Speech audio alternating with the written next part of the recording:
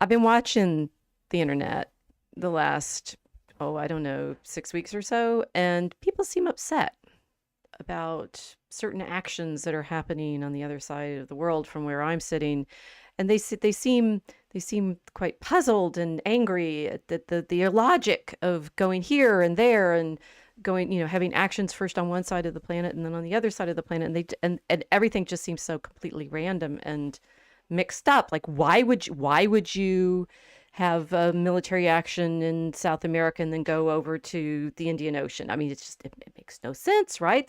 What does one hemisphere have to do with the other except for being on the same planet? But I mean, there's nothing to connect any of these things, right? And none of it makes any sense.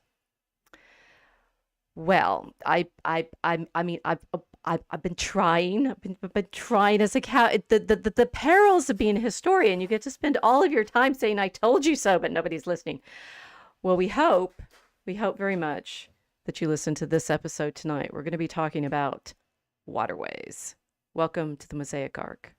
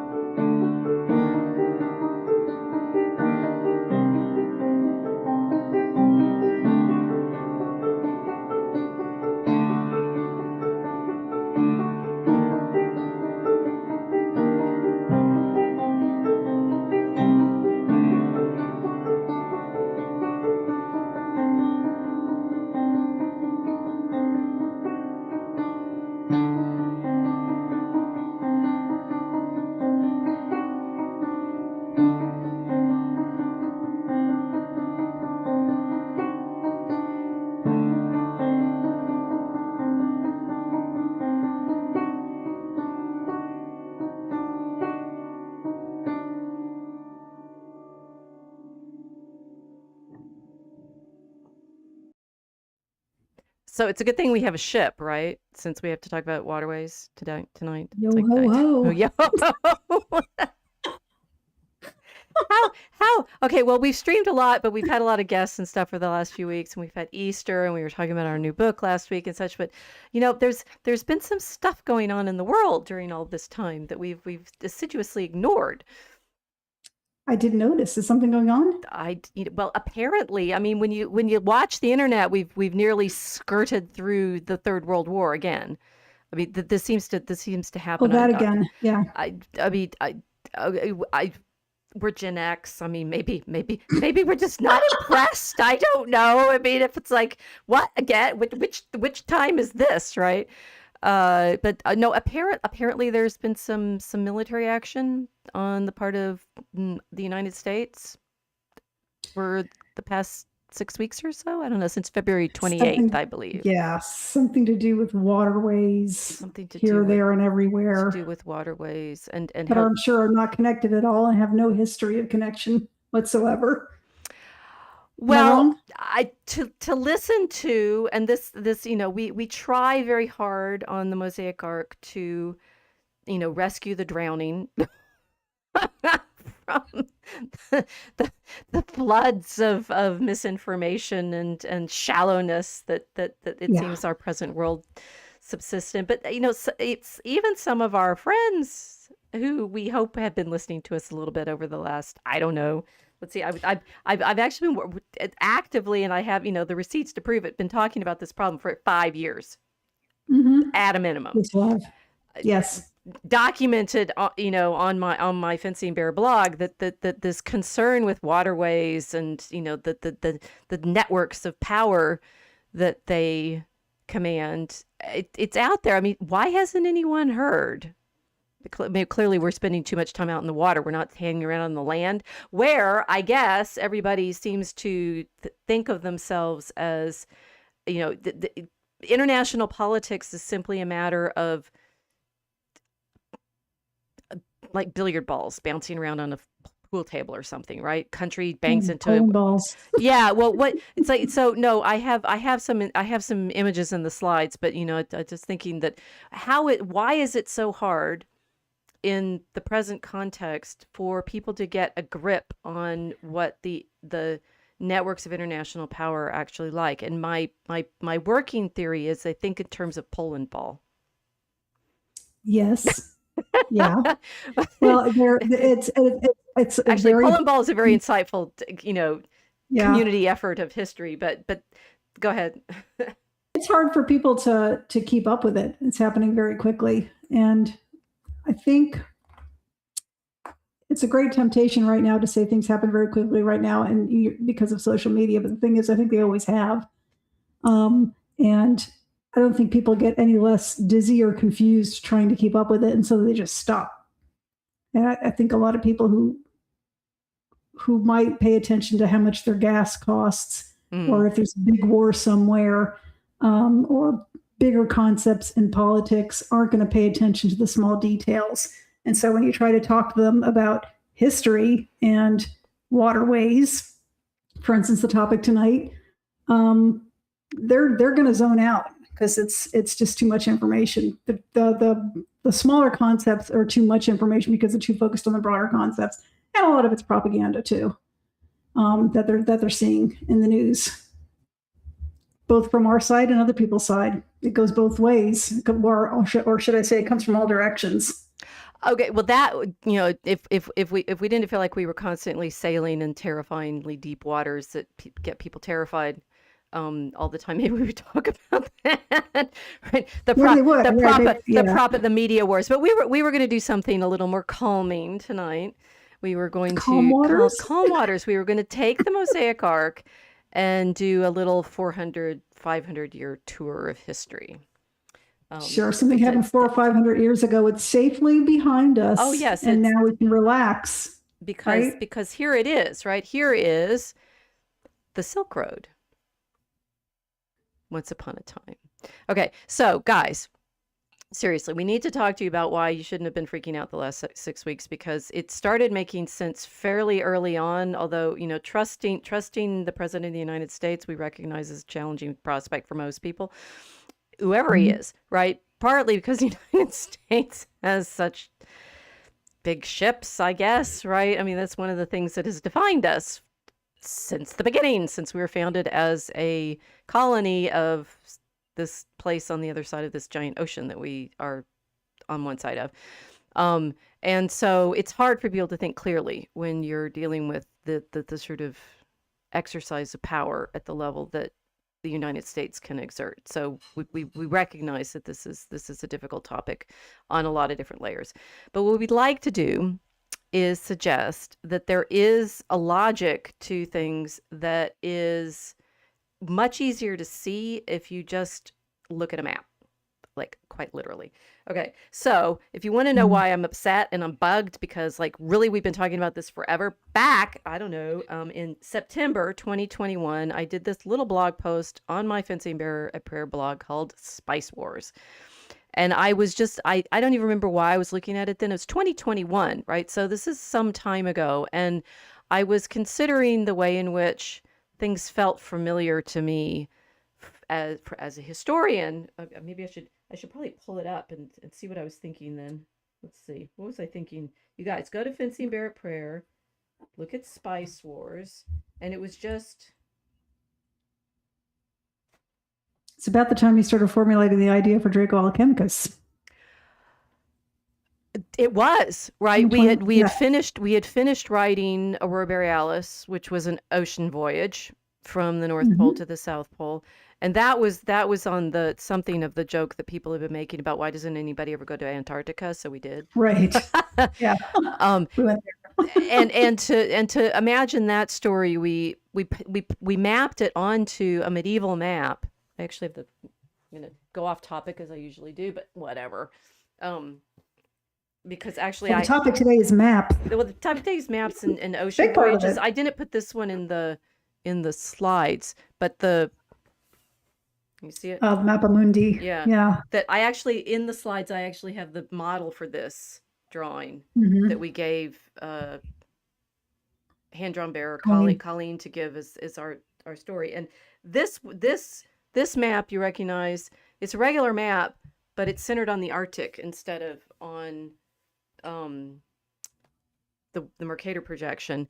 And in the Aurora Borealis, they go from the Arctic, which is in the center of the map, to Antarctica, which is in that projection. That polar projection ends up on the edges.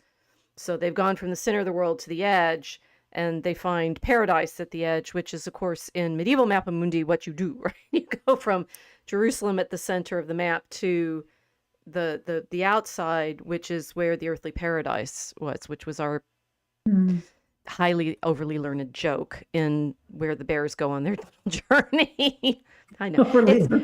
It's I'm sorry, you guys. I mean, I'm just like, let's do the highbrow Christian literature. Here we are, Aurora Borealis for kids. You'll get there. But you're right that we'd been thinking about sea journeys and, sort of how your perspective on reality changes depending on how you look at the map and what it signifies. And I was thinking about that in this Spice Wars. And it also, I said it was a meditation on the meaning of Kabul. It was when we were withdrawing from Afghanistan. Oh, okay. Right. The United States was pulling out of Afghanistan, and I'm like, what are we doing in Afghanistan? And I think that wasn't that also the same summer Dune came out. Was that the right? I know. That's about right. Yeah. I know. I was reading Jay Dyer's books on Hollywood, and he had a really interesting passage on Dune and the way in which it's got the background of it in the desert wars over it was clearly Afghanistan control of the spice. And originally the opium trade, but what were we doing there? It wasn't for opium. You can grow those things or make it anywhere. It was minerals. Right, but it wasn't, and this is the significant thing. It wasn't just minerals. It was minerals in the middle of Eurasia, which was. I don't have a ghost. I have a dog. Just moved my microphone, which is It's a dragon, pretty funny. Actually. Well, I don't know. I'm still trying to convince you that those astronauts are on wires. But anyway, that's not going to happen. Okay. Look, we have differences, and we can still be friends. I know. A whole different perception of reality at stake. That looking at where Afghanistan was, and if you think about it just as like we always talk about countries as if they are simply shapes, like weirdly blobby shapes, right? So if you have a news report about this country, or we do it with our states too in the United States, and I'm not as everybody can recognize state shape of Texas. I can recognize Illinois and New Mexico and stuff like that. You have this map shape in your head, but you can take it and move it around anywhere, stick it anywhere you want, right?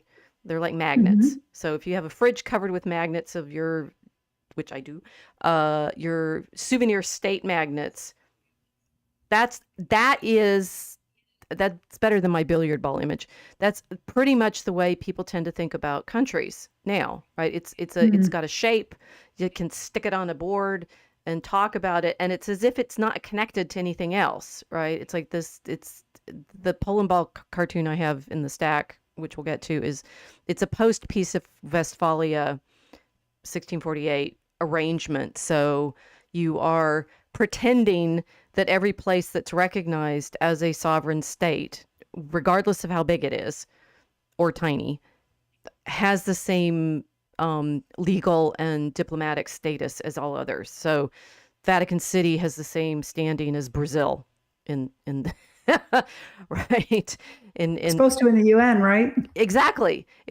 So, who cares where Afghanistan is or what it is? It's a sovereign state, sovereign, whatever it is. I'm not sure what it is politically right now, but anyway, it's meant to be treated as a sovereign entity that has, a government and borders, I know, hilarious idea. You are in as United States, no matter how big or powerful you are and how many ships you can have and how many, what resources you have to draw on for your wealth and such, should be equal in political relationship and diplomatic relationship with these other countries because they're countries, right? Everybody got that? That's a really important thing That's a to have to, concept. yes, Yeah. get that concept in your head because that's wrong.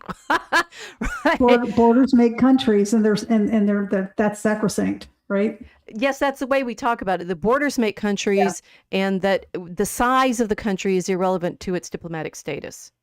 And that it's like it's so ingrained in modernity. And Well, I'm sorry. Look at the size of England, so you have to believe that, don't you? Because it's small, or Japan, right? well, but the thing is, it does come from 1648. It comes from the peace that the European countries made after at the end of the 30 Years' War to try. And the problem is there within the states that are not yet Germany, because it's still the empire in all the little states and stuff like that. So it's trying to recognize the sovereignty of any political entity that describes itself as having the right kind of government, I guess. I need to study up on I went further into Peace of Westphalia than I meant to.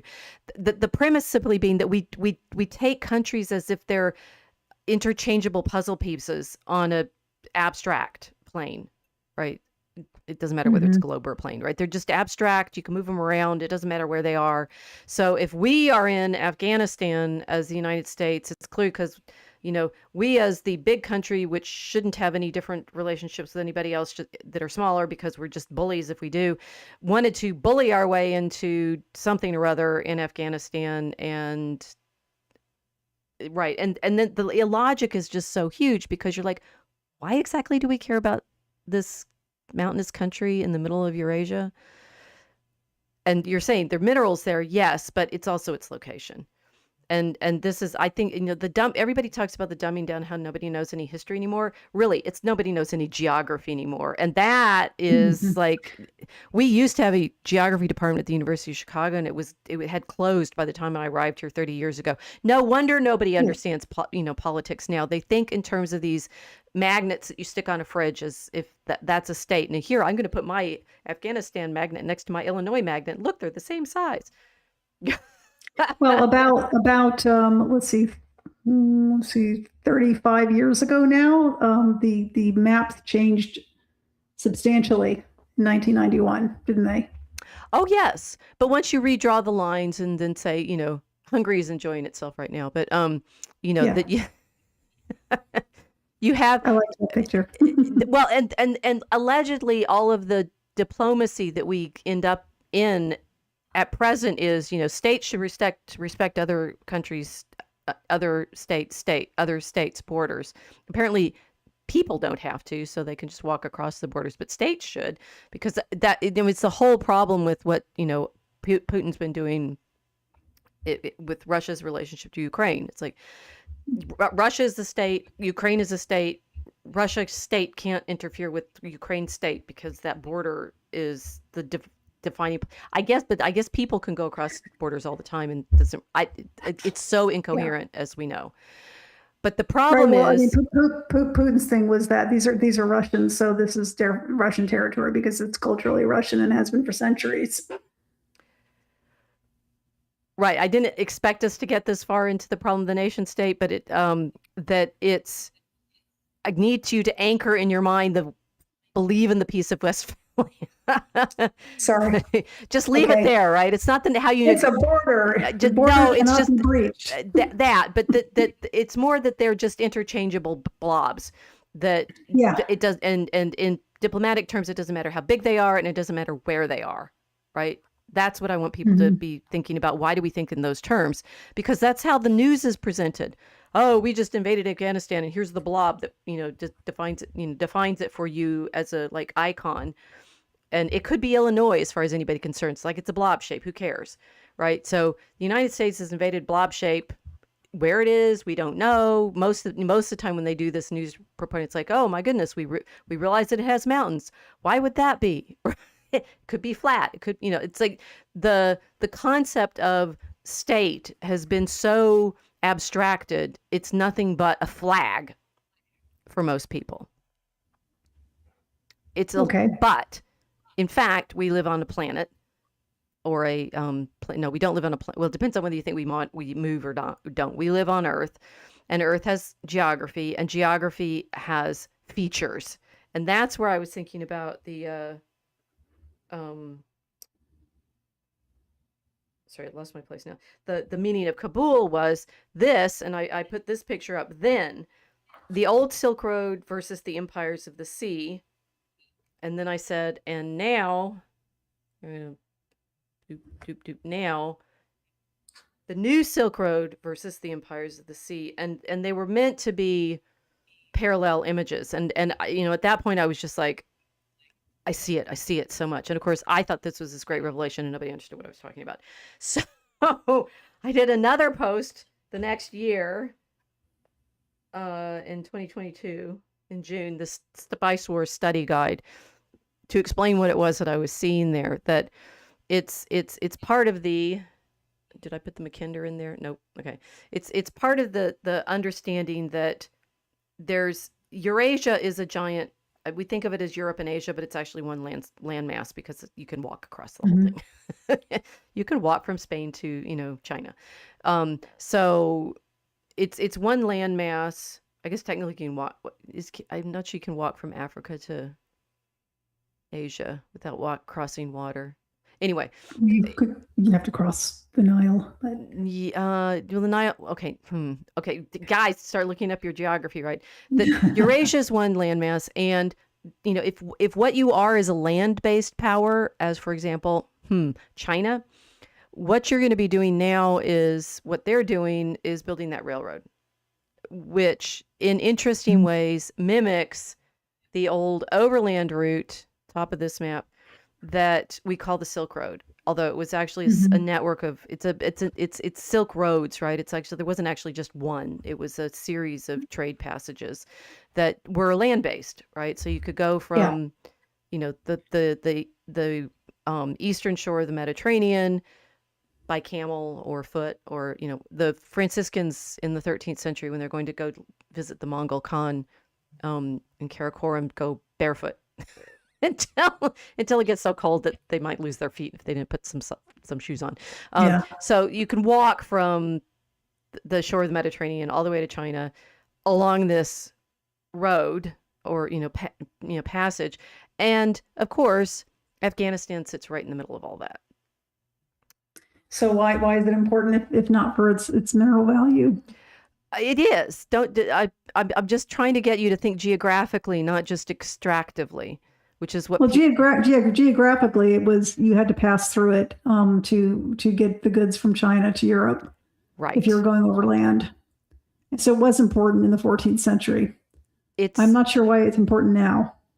The same reason they want to build that road. I mean, and the thing is, because they can, China, of course, I mean, it's like access to those minerals. One, if you have access to the land, you have access to things like the minerals. And if you can put a railroad through there and take the minerals out, it's the land-based nature of the extraction that I want people to pay attention to. Okay. So it's not, it's like, how about maybe this? I still haven't explained it clearly. It's not an island. Afghanistan is not an island, right? So correct. It's literally in the middle of this enormous landmass. It's in some very high mountains. To get from the north part of Eurasia to the south part, like to India, you go through Afghanistan. It's a pathway. It's a crossroad. It's a crossroads.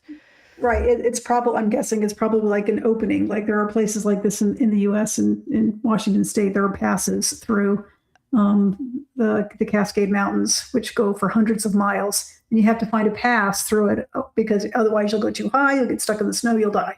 That's more like it, right? It's like even in the car, you can't get over the Alps except for a few different ways, and control of those passes was very, very important throughout European history. Similarly, getting through Eurasia, right? It's like there are different paths through it, and I think Afghanistan's obviously not the only one, but it's there in the middle, which means if you can control Afghanistan, you control not just access to what's in it, but passage to and from it.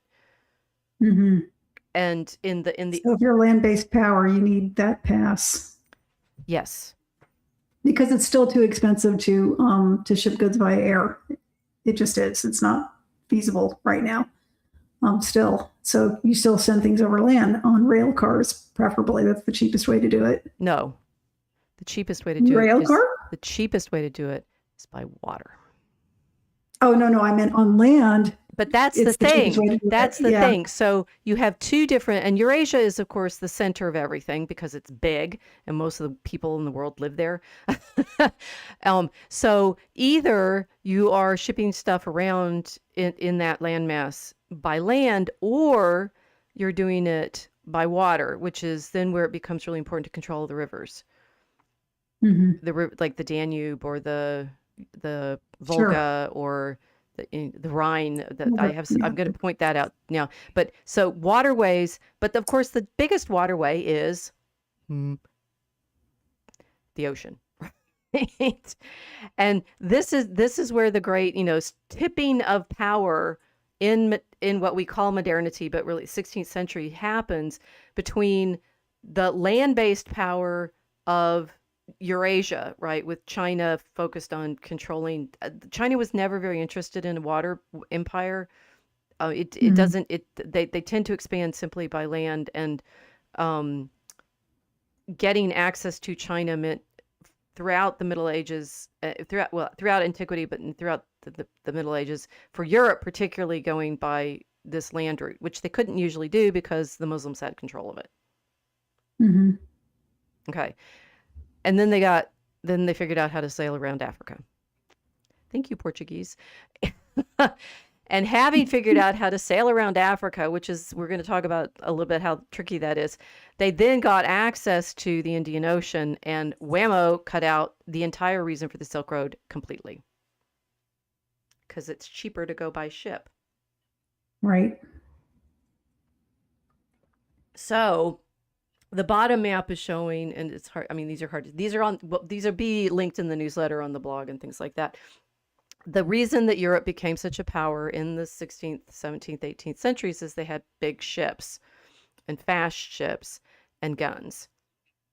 And Yeah. Lots of guns. they figured out how to sail all of these different routes. So that, I mean, this one shows quite nicely the bottom map. Our shipping lanes now are, even though, I mean, it's like you're saying we can't fly, we're never going to be able to fly everything around. The water is It's too always expensive. going to be the main transportation route. And you can see, if you actually map the shipping lanes of all the stuff going around the world right now, it outlines the continents completely, right? It's like this weird negative space. You're so used to thinking of the land as the center of our life. And if you look at it from this perspective of where all the stuff moves around, it's the sea. Hmm. Right. From landmass to landmass. Yeah. So I guess the big money, because you're moving a large amount of goods by ocean, is in the ports because of it still today. The ports. I mean, this is the irony. Okay, I didn't mean to talk about flying, but flyover country is from airport to airport. Notice the term port. Right. I mean, even our Mhm. planes are, are pseudo ships, right? And they're Yeah. and the They're desire airships. to go, from New York to LA without having to stop. It's like, get on the ship, sail around the earth, sail around the land, get off the ship, and you don't have to deal with any of that tedious overland stuff. Right? Any of that tedious, beautiful stuff that is interesting to look at, but yeah. People, Yeah. no. Yeah. If you're a merchant, that's just time. Right. If you're a merchant, that's just time. Time is money. Right. And Yeah. it's thieves, and it's, your cart breaking down and your animals dying. You play, Oregon Trail, right? And your cows die. So the You sea have died of malaria. the sea is dangerous, but it's also, because you can float really big ships on it. Mhm. You can carry vast amounts of stuff, and we talked about this so we talked about this in my Spiceware study guide. We also talked about it in episode 132 when we did the jar of dirt, and you talked us Yeah. through all of those container ports. Yeah. Right. Okay, my slides are out of order, but remember, the jar of dirt was about the container ships, and we did that one Mhm. last May. Yeah. I don't even know why we were Right. thinking about it last May. Why were we thinking of it in May? We were I can't we were remember. prophetic. Okay, so because in We- fact that'd be freaky. Yeah. Well, we're thinking about it all the time because Draco Alchemicus, our second story, is set in a port city. Right. And the stories and the wars, the news cycle, it repeats over and over again over the centuries. But why does it repeat? That's the big question. One of my friends asked me when war broke out over Iran, how long is this going to last? Of course, that's everybody's question because nobody wants to be in the Middle East for another 20 years. Thank you, George W. Bush. Or Afghanistan. Right? And Obama. Yeah. And I said, it'll be over very soon. Why? I said, because the ports need to be kept open because it's the only way the goods get shipped. And it's the only way anybody makes money. Right. Including the quote bad guys, whoever they may be. They're all making money off of this. Well, we're losing money off of this. What I've been interested in is with this particular one, everybody's been clear about that. With George W. Bush, we just lied. Right. And well, I'm not entirely sure he lied, but I'm not entirely sure. He lied. I wouldn't come out and say, yeah, he lied about weapons of mass destruction. We've talked about this before. We know they had them because we gave them to them. Now, whether or not he lied, it's true. Whether or not he lied that they still had them is the question. Well, what I was thinking about what he lied about was why we were there, right? What I remember, so in fact, in our tracing of, we've been thinking about this with Spice Wars since the pullout from Afghanistan. I wrote about the Spice Wars study guide because I was saying, look, these big shipping routes matter. We're thinking about it constantly with Draco Alchemicus because the story is about a city on the water that's captured by a dragon. Duh. every single one of them, isn't it? Or it could be anywhere. Well, we did find out that the first ship of the East India Company was, let's see, the Red Dragon, right? So even before we set this up as, the port city captured by the Red Dragon before we even knew that, right? So we're so cool. Our poetry, projects history that we haven't learned yet. That we're thinking about, we're watching the patterns, right? It's like what all of the guys on the internet want to say that they're able to do, pattern recognition and stuff.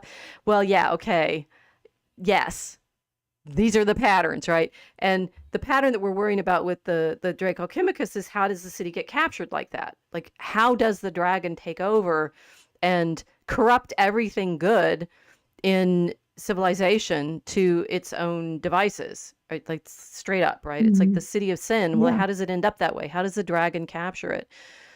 And how does it corrupt every single person in multiples of different ways? Right. And what spells is it using and such like that. So we could say we've been obsessing on this for the last 5 years. And so maybe when that came around this time, like your friend was asking, we kind of like been practicing watching it. True. Right. Yeah. I mean, that one was kind of a no-brainer. Afghanistan was kind of mysterious, and I understand why we went in there, because they were harboring Osama bin Laden. That was not a secret. They said, yeah, we got him, and we're not going to tell you where he is. We're not going to give him to you. So that was the pretext for going in there. There was no reason to stay for 20 years.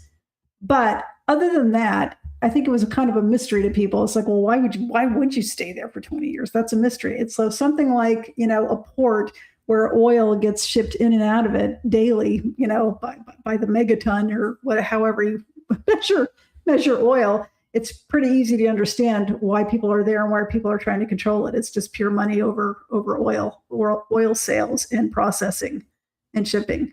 So it wasn't going to last a long time because of that. Well, but the thing is, it's even with Afghanistan, it's still the same. And if we talk about it as that's what's harder to see, right? No, but if we talk about it as money, that's a fair question. If we talk about it simply as money, then it just feels like money. And people understand that, though, because they go to the gas pump and say, when's this going to be over? Look how much I'm paying for gas. So it's immediately relevant to them. I get that, but it also, it's like it's the same kind of abstraction, but the other direction, saying, oh well, it's just a state. And I was trying to say, we think about them as interchangeable blobs, and we don't put them in the geography. Likewise with the money, the source of the money is actually all of these relationships, that you can have access to resources and trade for people with them. So saying it's money it's an abstraction, like with what I was trying to explain about the the existence of these diplomatic entities called states. That, and the reason I say that George Bush lied is, it's I mean, people, it was, I remember, was in my early 30s at that, or late 30s. I was 35 in 2000. That everyone was saying, oh, it's just about the oil. And it's like, yeah, it was about the oil. And instead of just saying, it's about Iraq, not Afghanistan, but it's still right. all about the oil, Yeah. because it's all about the control of those particular regions where oil is. Yeah, I'm still not seeing the connection with Afghanistan unless they use that as a pretext to go after Iraq. I don't know. Well, okay, so this is okay. This, right, good. You're doing your job, which is making it clear why.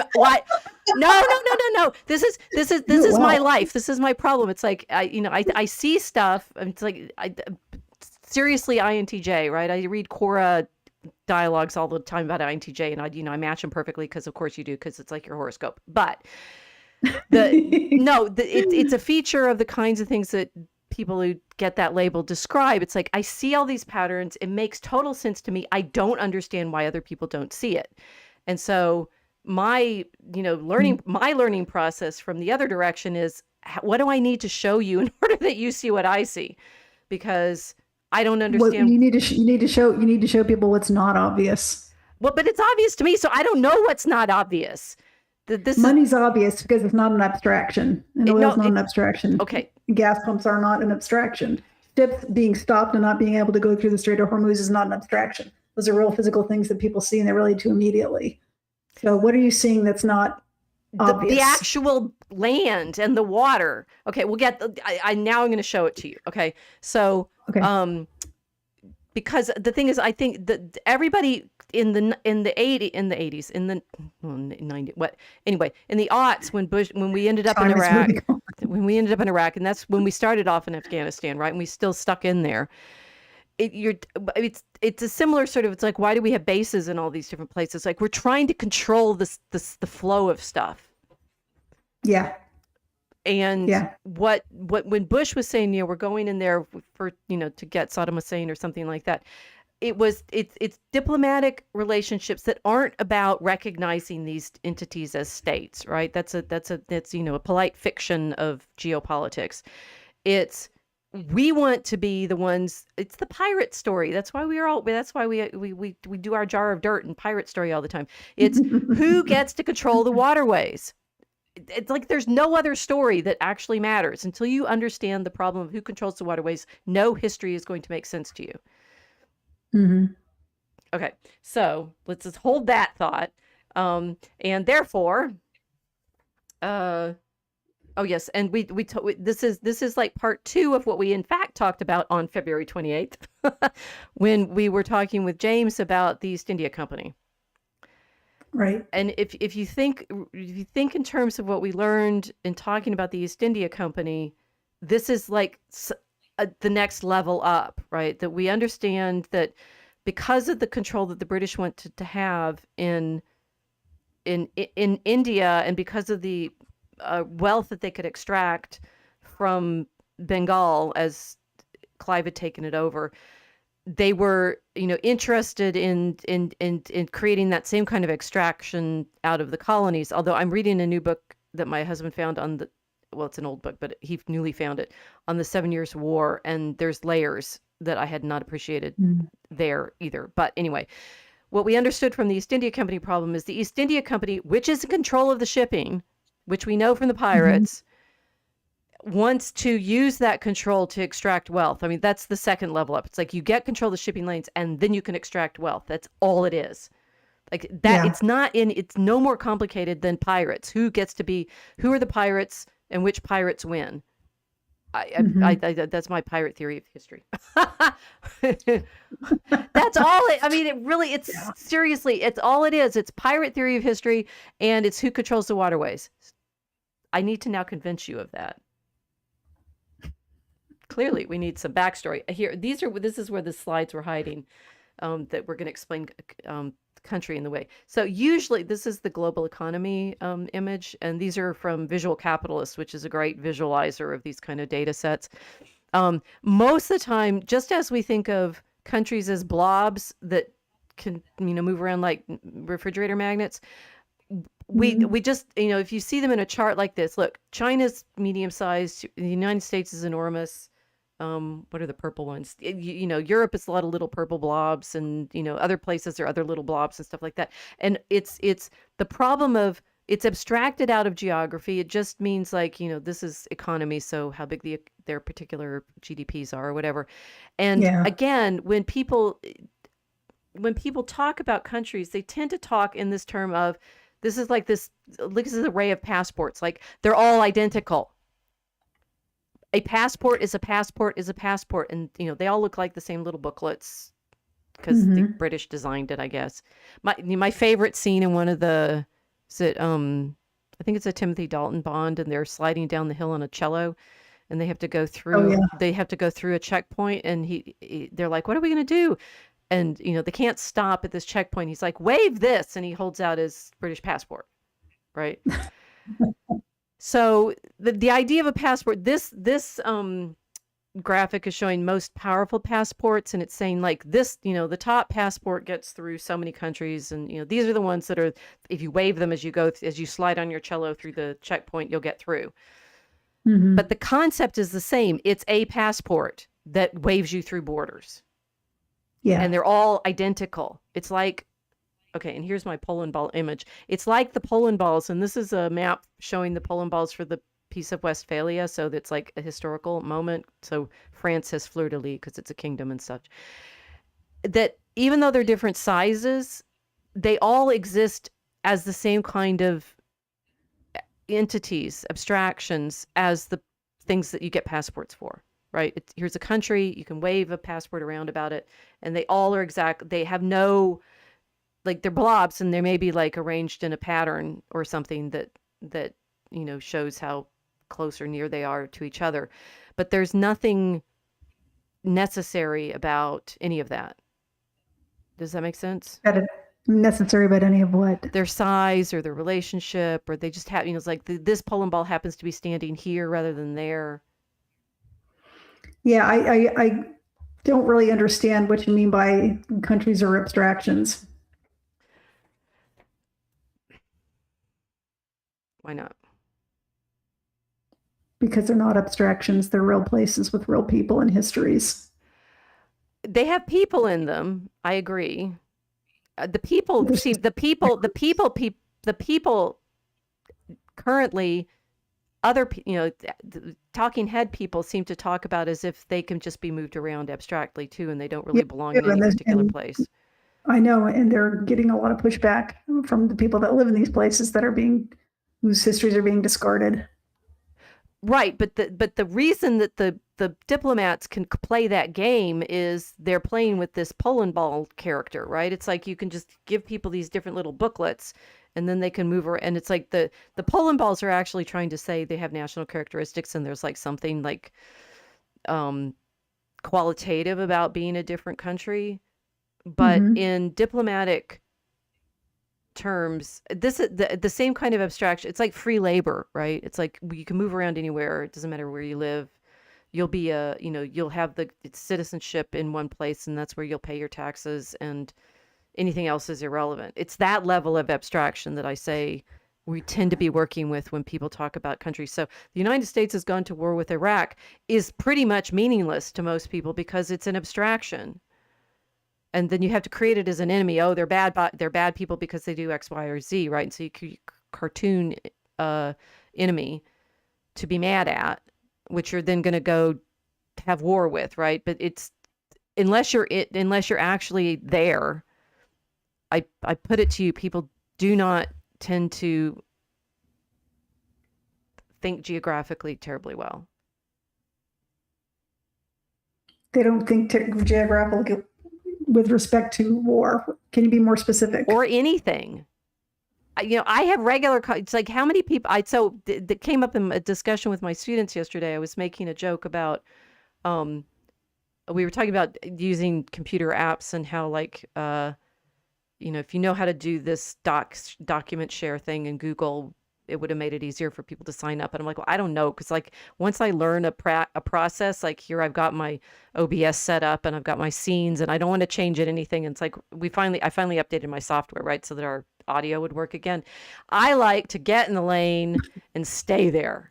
Right. So I don't want to change lanes. Yeah. And the joke I made was, I can get in the car in Chicago and stay in the same, I know exactly what lane to be in from here to, Texas, which I do because we've driven it so many times, right? It's like, yeah, when you're going to St. Louis, you need to be in that lane and, change over there and be in that lane. And you want to be in that lane when you go through Oklahoma City, and don't go on that don't go on that, left-hand exit lane because blah, blah, blah. Okay. So I know, get in the lane and drive across. And one of my students said, have you ever done that?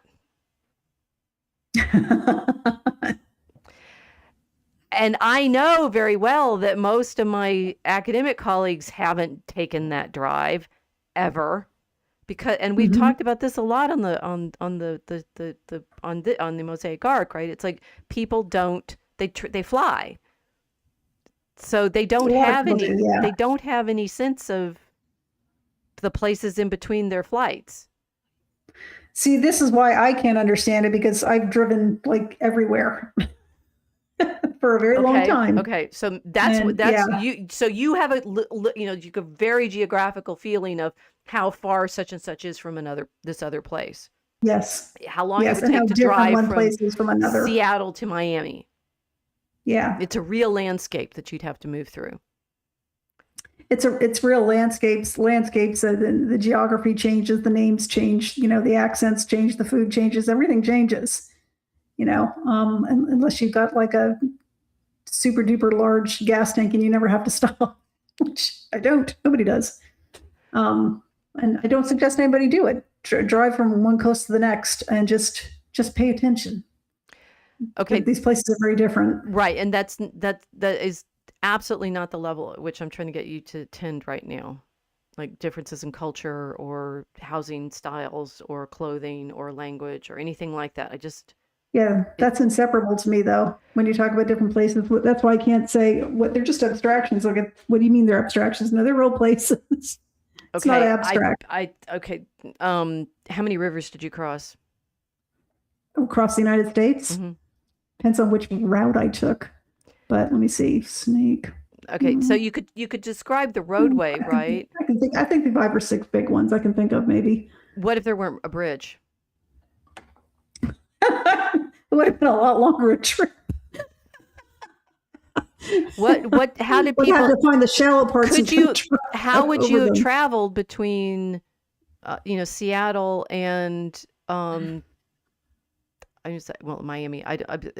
You can't, right? Because you'd have to get across the Great Divide. Not without a ferry. The rivers go the wrong direction.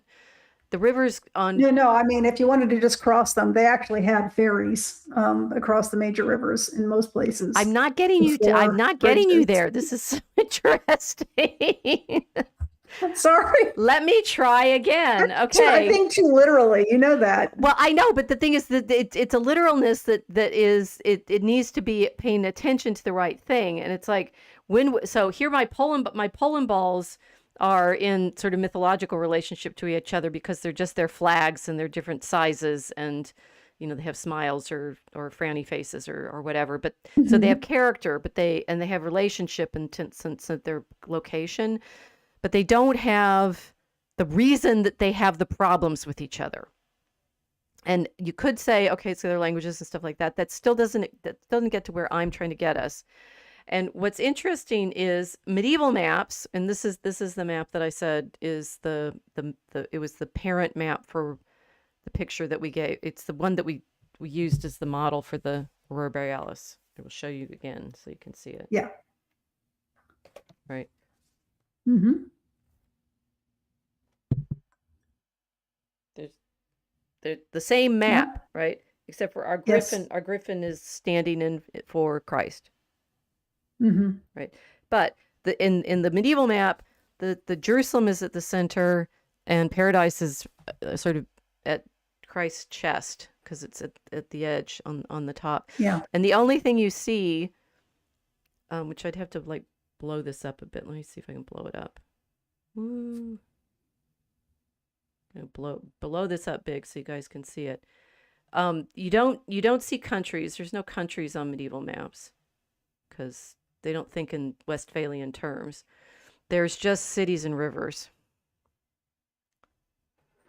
and Westphalians seas. didn't think of territories. I don't know. That's why I'm asking. Right. Well, they thought of them as lines on and they did a lot of surveying and stuff so where they put the lines, but they didn't think of they're not. If you think in Westphalian terms, you're not thinking in geographical terms. You're not thinking in where's the river. I mean, the borders are often the rivers or the mountains or the reasons that they're there. But political maps don't tend to have geographical features now, do they? No. Think about it, right? No, They they don't. And even our travel maps don't. There'll be a spot in a road, and you being an experienced driver, paying attention to the mountains and the plains and the forests and things like that. But on a map that most people would use to imagine the story that we're in right now, there's none of that. So as far as they're concerned, what is the United States? And this is, I try not to play gossip because it goes nowhere fast. But for example, the way Tucker Carlson has been talking about the countries in the Middle East is stupid. I haven't been listening. Has he been talking about them? Well, he talks about Israel as a little place, right? It's tiny. What difference does it make? It's a little bitty place. Like, no, seriously, the size is the only thing that matters.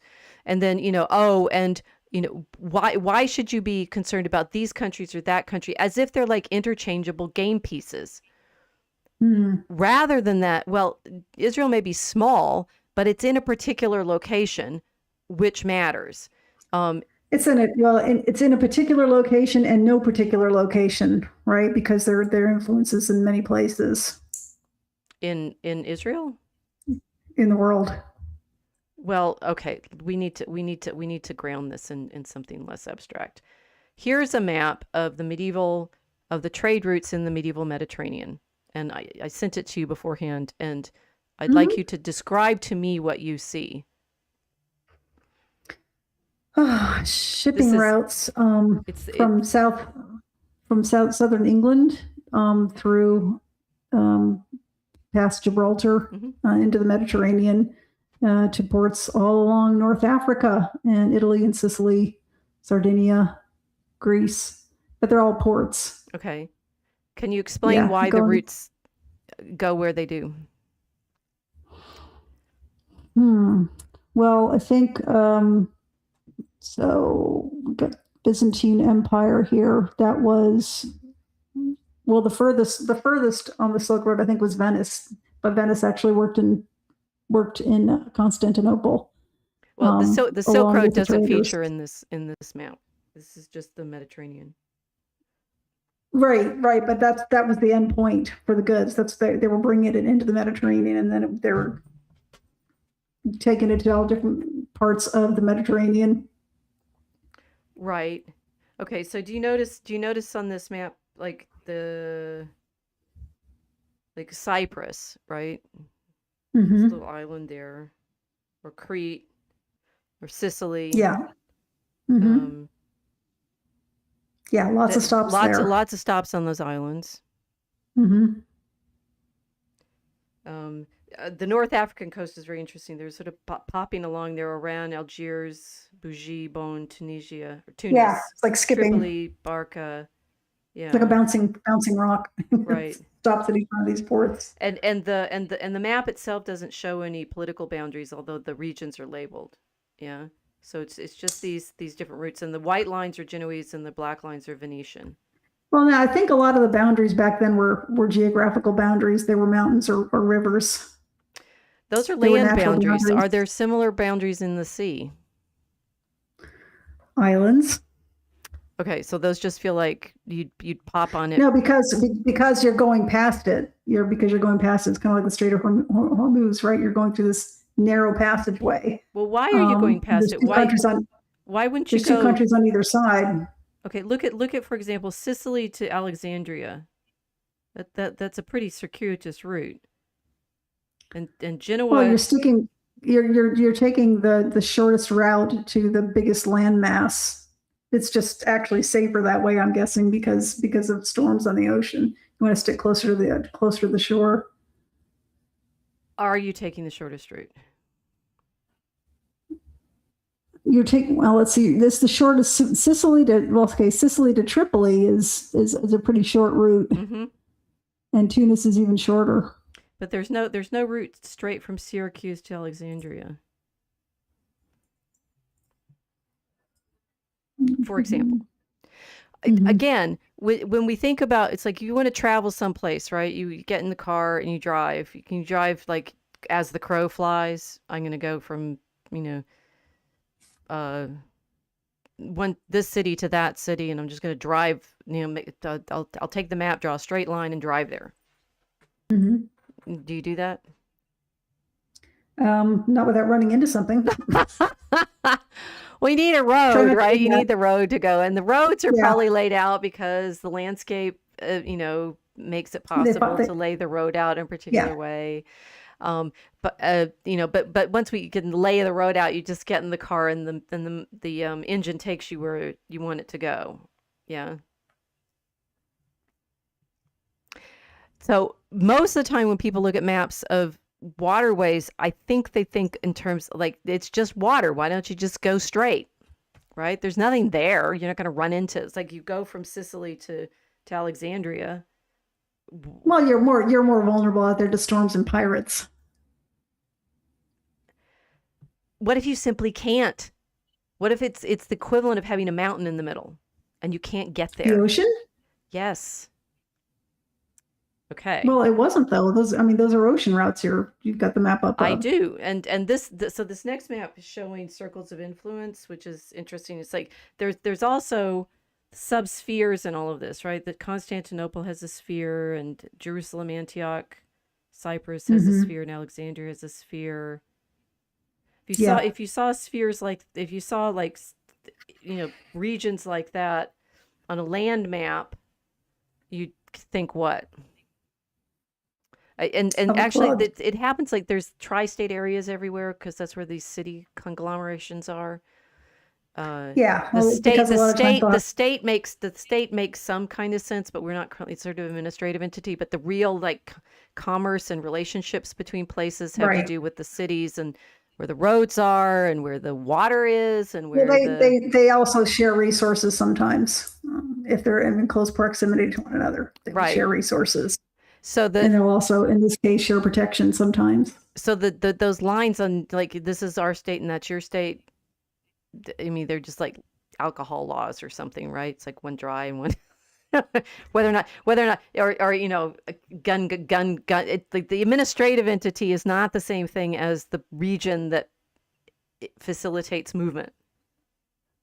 Yeah, there's some interesting, unique events in American history that challenged that tested that, and it's going to be coming up again. Only with taxes. I'm thinking of California, trying to keep out the migrants from the Dust Bowl, which they didn't have any legal right to do. But now it's the other way. Everybody's leaving California, and they're trying to tax them on their way out. Right, and that's a good example that the states, the administrative entities, like treating their land as simply inside outside with borders, and people inside outside. They're like buckets. And people are not usually thinking about why the region has the particular kind of dynamic that it does, even on the land. Okay, let me explain the most important map in this whole thing, which is this one. And I have to keep moving my pictures around a bit because people just see it. Okay, so this is the map that changed my life. It's the one with my handwriting all over it. The trunk routes? Yes, the trunk routes. Once upon a time, I was a graduate student in Cambridge, and we were at a pub. And at the pub was a more senior scholar than us graduate students. He was I don't know how old he was at the time, but his name was John Pryor, and he had a big mustache and a pipe, and he was from Australia, and he worked on maritime history. And in this pub, over the beers, with him smoking his pipe, he sat down and completely calmly changed the world as far as I was concerned. Because he said, okay, so, and this is, I'd never thought of the sea as an actual place, right? It was always just the negative space between the land. And that, if you want, maybe you fly over it, right? I was in Cambridge, right? So I'd flown from wherever I'd started, Houston or New York. I can't remember. Where would I have flown from? I guess Houston, right? So I'd flown from Houston over to London, and I had not thought at all about that ocean that I'd flown over as an actual place that you might need to understand. Nor had I considered, you think of like the Alps as a place that is difficult to get over because you can only get through those passes, that the water has the same kind of features, particularly in the age before engines, when you have to use sail. You can use people to row them, but that's not very long term. That's not very long distance effective, right? If you're really going to go significant distances, you need sailing ships. And sailing ships depend on wind. So what Professor Pryor sat down and explained to us is that the Mediterranean is actually a system of winds and currents. And it's those winds and currents that create the trunk routes that the ships have to use. Now, you're right to say they tended to stay close to the coastlines, partly because they need to be able to put in to get water. They can't sail indefinitely because it can't go it's interesting that the sailing ships of the great age of European expansion went as far as they did because you need water because the people on the ships need water, and they have livestock that they're using to eat and things like that. They need a lot of water, so you need to be able to somehow get the water. The ancient medieval ships, they follow the coastline. They need to be able to be put into water. But there's even more limitations than that. It's not just like that they have to stop regularly. It's that they can't go in certain directions because the wind won't let them. Right. And so there's two elements of the system that create the trunk routes in the Mediterranean. One is the inflow from it's an outflow through the Straits of Gibraltar, and with it creates this counterclockwise movement in the sea, so that it's harder to flow. It's harder to get out, right? Because you have to go against this, right? Go out on the current and in. Anyway, there's a current running from the Straits of Gibraltar that can take you along the North African coast, which is in fact actually very dangerous to sail along because it's quite steep and there aren't very many good ports. Which means control of that North African coast is incredibly important for this shipping problem, because that's the only direction they can go from west to east. Right. So and you can also see, as you're describing this, how important it was to have superior shipping technology, that the superior ships would control everything. Oh, definitely. But just consider right now that there's only so much you can control, and the thing you cannot control is the currents or the winds.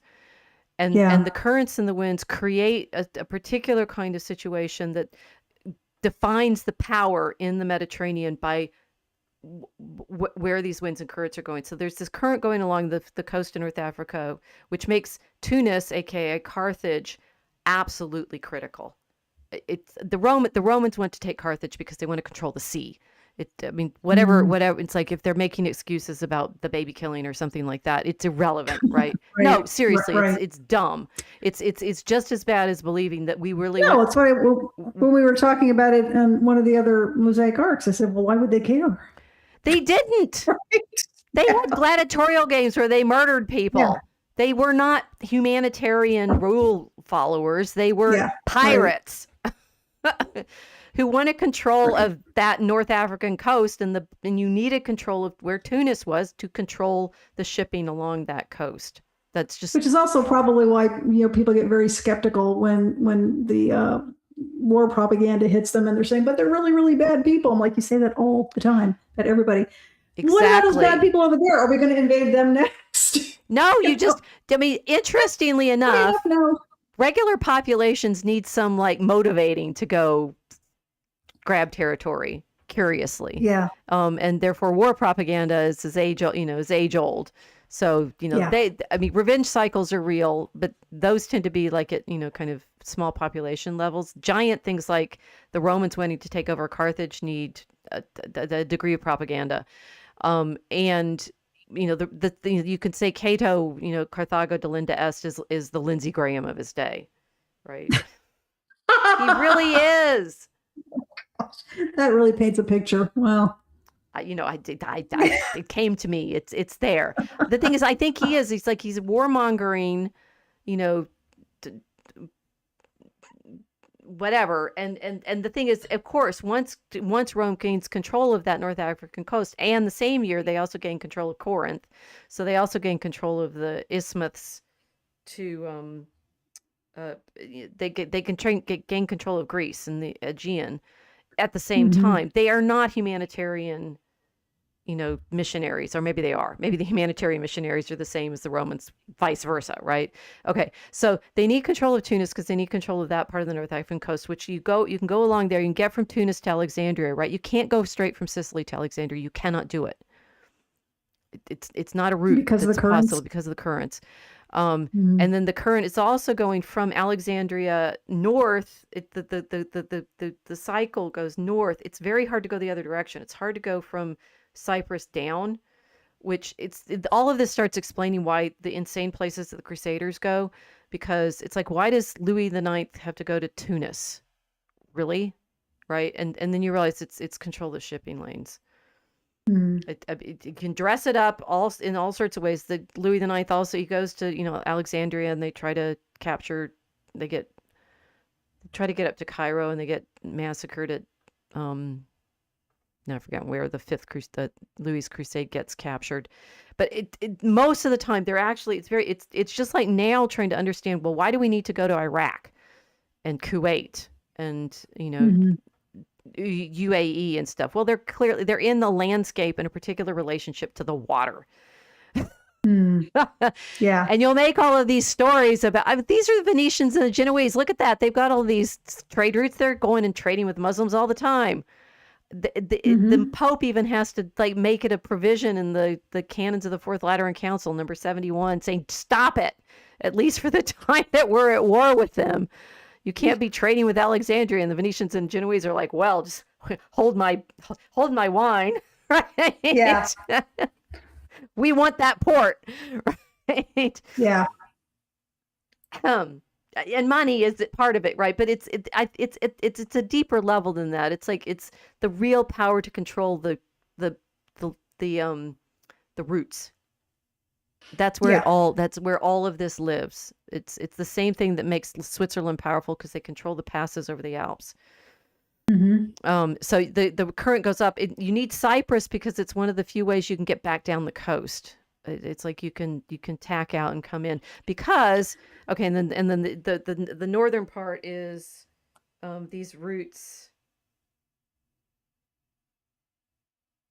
Yeah, you can see his dotted lines are the current, and they have those current routes. And so the current along the north part can take you west, right, and the current along the south part could take you east.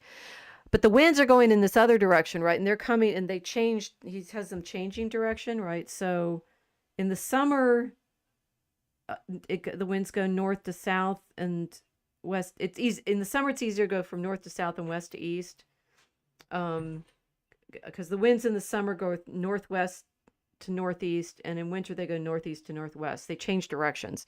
So John was way better at explaining this than I was. He had the pipe. That helps. That the shipping seasons in the Middle Ages were completely controlled by these characteristics. And you could only set out from Europe, like Western Europe, and go to the Holy Land in certain times, and you could only get back at certain times. And so there's a whole sort of cycle of when the ships leave and when they come back. And people didn't sail in the winter because the storms were too bad. But it's and the better ships they get, the longer they can extend the sailing season. But there's real limitations in terms of which way the wind's blowing. You know, what's interesting is I'm thinking about Mars right now, because when they're planning trips to it, that actually is a factor. They have to go at the exact right time where we're closest to it. So it's going to be almost like a seasonal thing, like shipping. Yes. That if that's a metaphor that helps. Because but the thing is, it's moving. The land isn't moving. The water's moving, and the winds are moving. Which then, and on this map, I've highlighted in yellow those islands, right?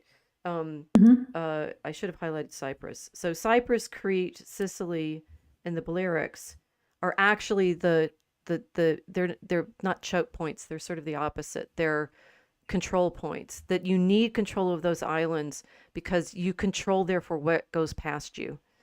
Mel Gibson is going to do a little movie about the Siege of Malta. Yes. Like, who cares, right? Why does the Ottoman Sultan send a giant fleet against the Knights of St. John, barricaded up on Malta? Because it's another of these islands that control the shipping.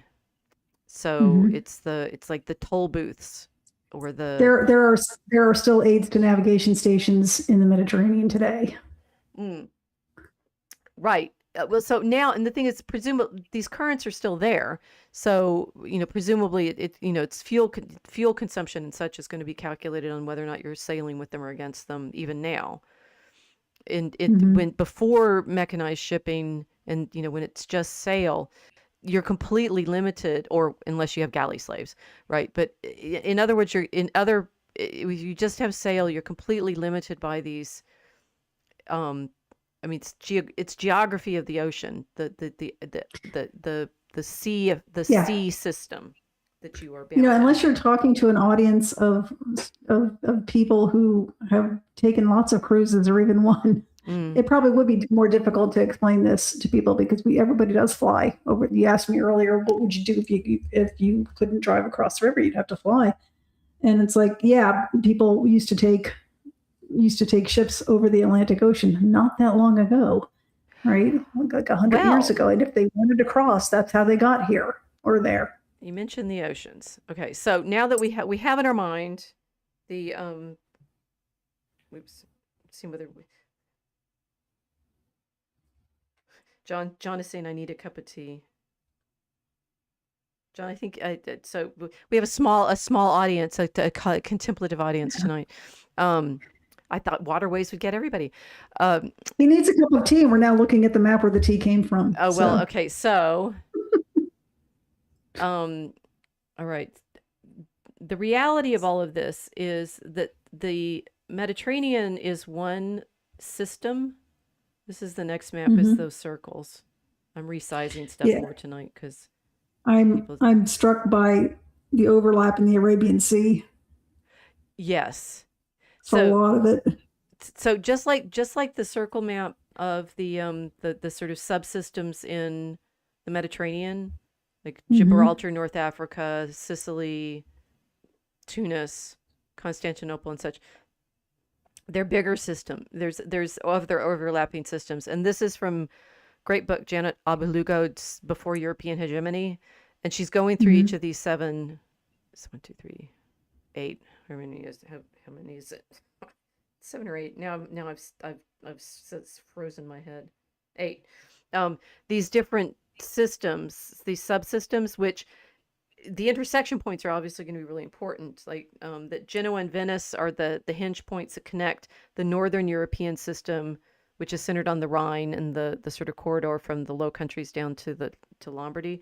Genoa and Venice connect with the second system. It includes like Alexandria, Cairo, and overlaps with Constantinople. And then Alexandria, Cairo is the Red Sea system. Baghdad, Basra is this number 4. 3 is the steppes. And that's what's important about, it's like, why do the Mongols have why are they able to make the conquests that they can in the 13th century? Well, they ride horses. They ride horses, and there's very few water barriers there. They exactly. Could just sweep right across the plains. They could sweep these plains. I never knew him in my department, but he shaped my department a lot. William McNeill wrote a book, unfortunately misleadingly called The Rise of the West. because he was trying to understand where Europe, had been no place, and then suddenly, thanks to the shipping of the 16th and 17th century, becomes a huge place. But one of the sort of cycle themes of his story in The Rise to the West is, and then the horsemen came down off the steppes and raided civilization, right? It's like these giant grasslands that I mean, it's the Huns. The Huns do it, and they push the Germanic tribes west. The Mongols do it. The Turks do it. It just, Turks moved. Anyway, these peoples keep coming down out of the steppes and sweeping across the land. So that's the Silk Road. Like they can control that land route, as opposed to the six is the system that's Hormuz, Muscat, Cambay. It's the one that's in control, in competition right now. Which also, that's the Arabian Sea, and then the Bay of Bengal. Therefore, where Clive was at Plessy and capturing for the East India Company, right? There's another system there, and then the South China Sea, and all of those are subsystems. Your globalization is not one thing; it's interlocking subsystems. Yes, they're all interdependent, and that is therefore it makes more sense than if we look at the map of the East India Company. If you look at it as just like, as we usually do, the colored spots. Why do you need, this is the Afghanistan question over and over again. Why do you need control of that colored spot where it is? Yeah. Why does it matter? It's so tiny. Why does it matter? Remember when we did the Penguin Islands one, and we were saying, isn't it silly? Trump worries about these Penguin Islands, and we're like, it's a shipping lane.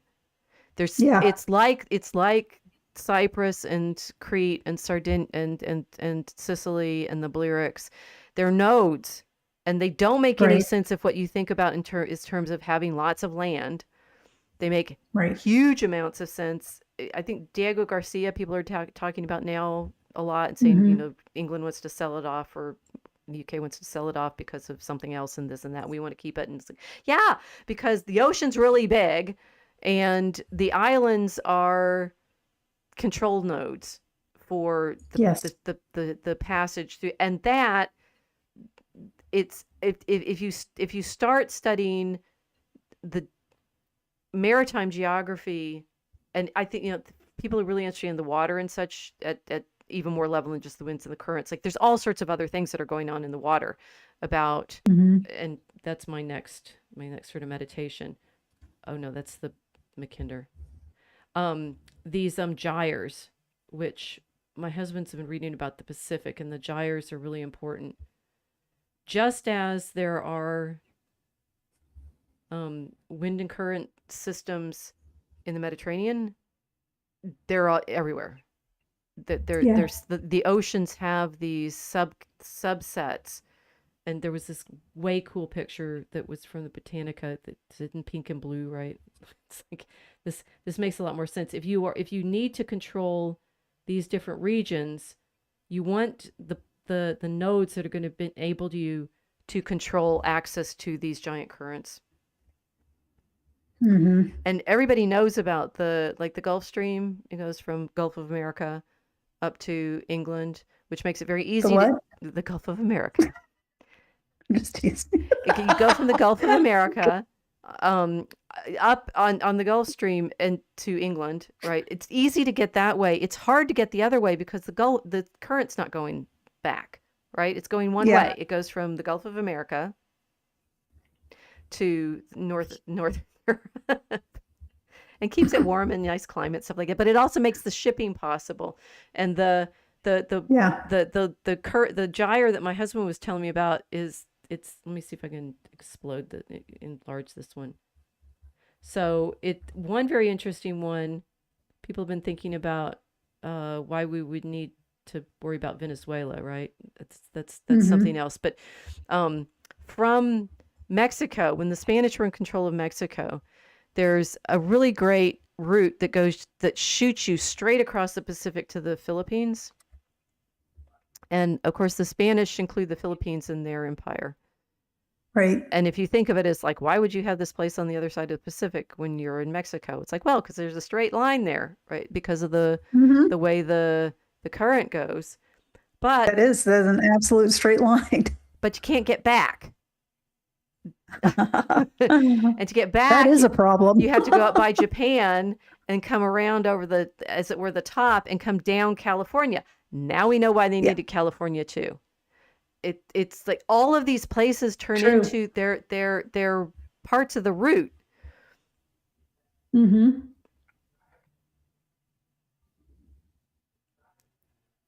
So if we go back to the world system, my blow dump map, the world system map, there's something, there's sort of, this is the Mackinder map that in fact, I was inspired by in my Spice Road meditation because I think Tree of Woe had been talking about it. Mm. And I had never seen it before. Everybody's been talking about it now. It's like saying, well, so Mackinder is showing that in order to control the world island of Eurasia, there's this pivot area that you need control of, which is Afghanistan fits in that narrative too. That it's a part of the land that enables you to control passage from one part of it to the other. Yeah. And so, but it's this Mackinder thing. It's still conceptually more about the land than it is about the water. He's not really that sensitive to the problem of controlling the sea. Well, interestingly, he's got the Arctic in there. Yes. In the pivot area, which is still important today, which is why Greenland is a question. I have a concluding slide for why Greenland is part of it, but okay. But this is just like if we're gonna do geopolitics, even someone thinking so globally as Mackinder, he understood this outer insular crescent. He was still thinking in terms of the world island and blah blah blah. Anyway, we should all now be familiar with the concept of choke points. Right, so the winds and the currents are a big deal, and then there's the specific parts of the world. Right. Panama Canal looks so lonely on its own out there. There's so many other choke points elsewhere.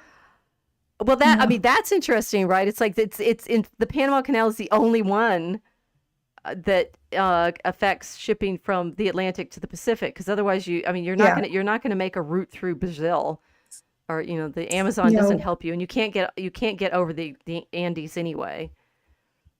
I guess it's so yeah. The choke points are not on the Western Hemisphere, not acknowledging the mountains.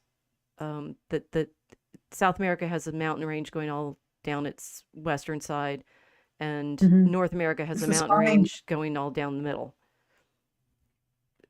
So there's no way to do a sea passage from, search though they did, to get from like Hudson Bay to Vancouver, right? There's no waterway. Right. Which is significant. Yeah, that was right. That was the big dream, right? Was to find a straight shot from Northern Europe to Asia. Right, but on the north side, in North America. Yes. And because there's no water route, you can't go. What's strange to me is go ahead. The fishermen actually understood that. They understood how those currents in the North Atlantic worked. So why did they think they were going to find a passage to Asia, a Northwest Passage? Well, fishermen win. Which fishermen? Oh, the Portuguese fishermen were fishing the waters off of New England even before the Puritans arrived, I think. There's some evidence of that. Right, but I mean, they don't know what the rest of the land is like yet. They do so for a long time they think California is an island. They're not really clear about how far inland it goes, and whether. You mean when they landed from the Pacific, they thought it was an island? Mm-hmm. They could be describing Baja California, so it's the. Oh yeah, and that seems like an island until you realize it's attached, right? So,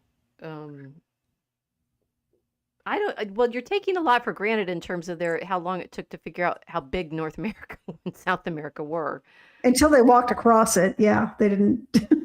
I think until Lewis and Clark walked across it, they didn't know for sure. Right. And Because theoretically, they mapped it in real time. well, Lewis and Clark are probably using routes that the French used, and they had like help from guides who had been used to talking to trappers and such. Exactly. So talk to the fishermen, talk to the trappers. You'll get your maps earlier. Which they did, but they're still hoping that there's some route that you can get sea-wise from the east to the west without going all the way down around the bottom of South America. Right. And Panama is, of course, a jungle. Oh, yeah, it's actually a big swamp. Really hard to walk across without dying of being bitten by stuff. Still today, right? Yeah, if you tried it, yeah, that's actually a fascinating story about how it was built. How they tried for so long to build it, and they couldn't because everybody kept dying. It was too difficult until the Corps of Engineers did it. But not even that long ago, less 100 years ago. Not that long ago, right? Right. So the only there's an absolute. This is a choke point that is man-made as a shipping choke point, but is otherwise doesn't even exist. Right. So control of the Panama Canal is really important because otherwise you have to go all the way down south of whatever that bit at the bottom of South America is, which is nearly basically Antarctica, so it's very cold. Yes. And of course the control of the Maldives matters because you're controlling that route. Right? Why does the UK need to control these little Maldives? It's not the Maldives, isn't it? What are those islands down there?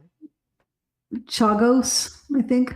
Is that the one you're talking about? I thought it was the Maldives. Just a second. No, the Maldives is in Asia. I think you're thinking of Chagos. No. What are the islands that Argentina wants? The Falklands. There it is. Oh, the Falklands. Okay. I think they want the Maldives too. Now I'm looking Maldives up. Island country in Asia. Is Maldives so expensive? I think maybe the Maldives were in my head because of Diego Garcia and something else. There's Could be. Resort. Oh. Yeah. Yes. Yeah, marketing works on me. If I had money, I'd go visit, but no. It's in the Indian Ocean near the southeastern border of the Abraham Sea. I was thinking the Falklands, not the Maldives. Anyway, all these islands. Yeah, the Falklands is not your place for a resort living. It's your place if you want to visit sheep farmers, I think. Well, right, but it's control of the route. You want to have all of these places. They never make any sense. It's like, why would you want to control such and such an island? And then you find out it's because all the ships go past it. Well, I think the Falklands, the ships go past, but was there oil in that island too? I don't really know. It's all the ships go past it. It's the okay.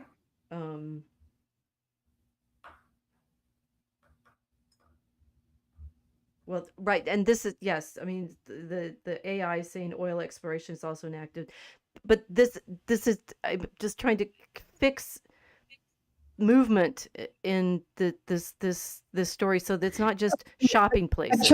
I can go to this island and shop for such and such, and it's a long way away, but it doesn't matter. No, it's if I control this, you can't go anywhere else. Right. A choke point is more important than whatever you might find on that island because you can, if it's oil especially, you can find that elsewhere. But choke points are in short supply. Right. If you control this choke point, you are in control of everything. It's like they're they just invite pirate nests. Well, you're the troll. You have to pay the toll to the troll. Yeah, right. You're the troll under the bridge, and the billy goats can't get past unless they pay you the toll, or you'll eat them. So Panama is one, right? And the other ones are the ones that, for some insane reason, our president keeps targeting. No idea why. Right? Which one? Well, any of them, right? So Israel is where it is because the UK wanted to keep control of Suez. I mean, that's it, right? It's like 1948. Yeah. Israel is given the state that it is because the UK post empire wants to keep control of that coast. And it's like the Crusaders have been doing it since Louis the Ninth, right? And going to Mm. Egypt and trying to capture Cairo. Sorry, all of the place names are getting tangled up for me. I'm just trying to think of the locations. The Israel has the role that it does in geopolitics now because of its location, not because of its size, Mr. Carlson. I cannot believe you keep saying that. I'll have to watch that and see dumb. if I pick up any amount of sarcasm on his part, because that is he said it a lot. Like, why it's just a little country, and it's like it's geostrategically one of the most significant places on the planet. It's also the center of the world because of Jerusalem, but it's like it's not. Sure, say that just as an entry point to the conversation about why is this so important, because it's such a little place. He never says it. He constantly talks in terms of it's like it's a little shop, and I want to shop in the bigger shop, and I don't see why you all are obsessing about the little shop. And you're like, it's the route from the Mediterranean to the Red Sea. Like, that's it. It's super important. And of course, that's one of the reasons that whole region is very holy to all of the people in, Eurasia, because it's the crossroads of everything. And medieval maps put it at the center because they were right. It's correct. Jerusalem's the center of the world. Because what are we talking about right now?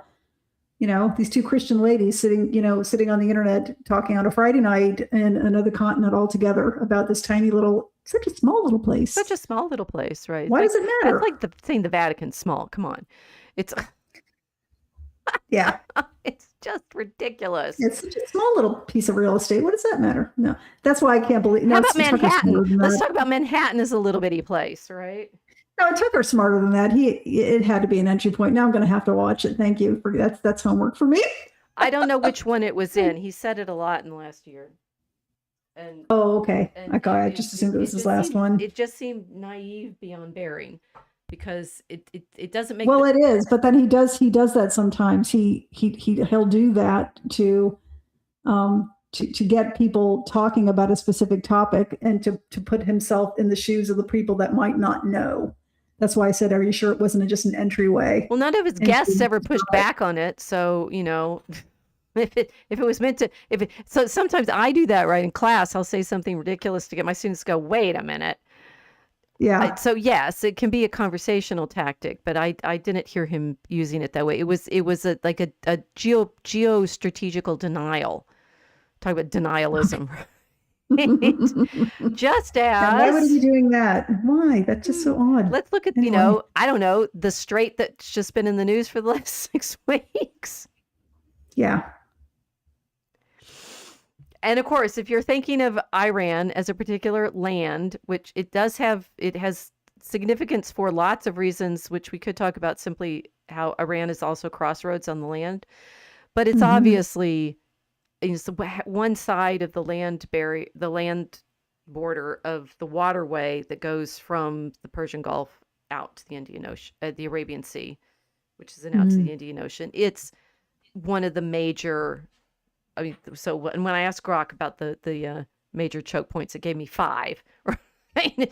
The Panama Canal, the Suez Canal, the Bab el Mandeb, which is the strait from the Red Sea to the Gulf of Aden out to the Indian Ocean, right? So but these are not just like the Arab countries, right? It's the control of all the shipping that goes from the Mediterranean to the Indian Ocean.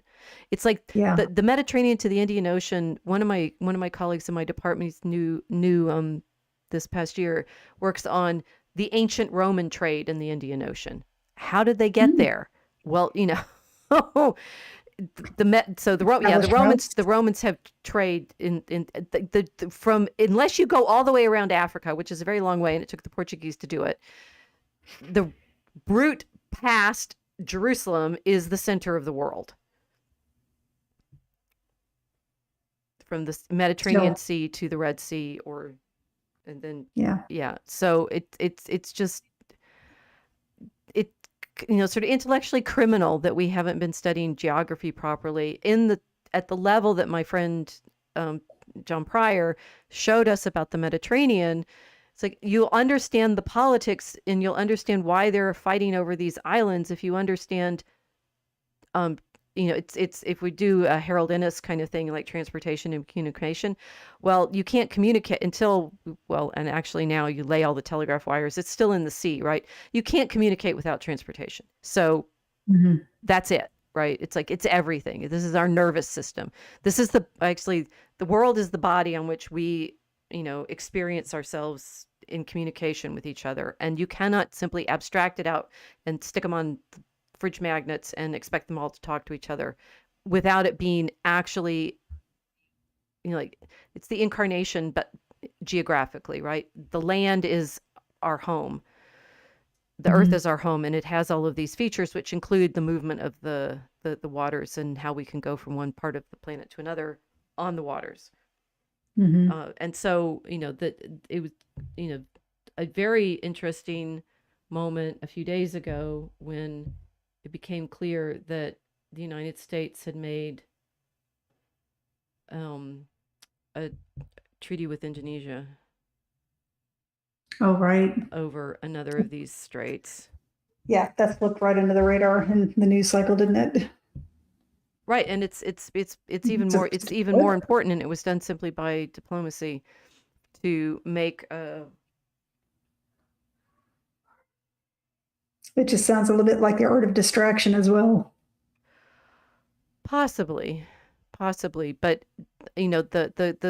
the hysteria from the allegedly Trump supporting side of the internet over how he had no plan.